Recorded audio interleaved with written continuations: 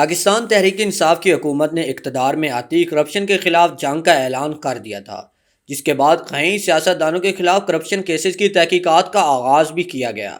تاہم اب وزیر اعظم عمران خان نے نجی ٹی وی چینل کو انٹرویو دیتے ہوئے اپنے اس عزم کا اعادہ کیا ہے۔ تفصیلات کے مطابق نجی ٹی وی چینل کو انٹرویو دیتے ہوئے وزیر اعظم عمران خان نے کہا کہ کرسی چھوڑنی پڑی تو وہ چھوڑ دوں گا، لیکن کرپشن معاف نہیں کروں گا۔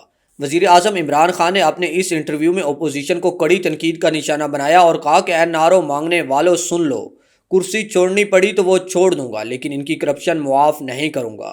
لیکن ایک سوال کے جواب میں وزیر اعظم نے کہا کہ اپوزیشن کے جلسوں سے پریشر میں نہیں آؤں گا۔ ان کا کہنا تھا کہ حکومت کوئی رکاوٹ نہیں ڈالے گی۔ نجی ٹی وی چینل کو دیے گئے خصوصی انٹرویو میں وزیر اعظم عمران خان نے تنبیہ کرتے ہوئے کہا کہ کورونا میں لوگوں کی جان خطرے میں ڈالنے کی وجہ سے کرسیاں دینے والوں کے خلاف FIR کٹے گی۔ واضح رہے کہ وزیر اعظم عمران خان اس سے قبل کئی نجی ٹی وی چینل کو خصوصی انٹرویو دے چکے ہیں۔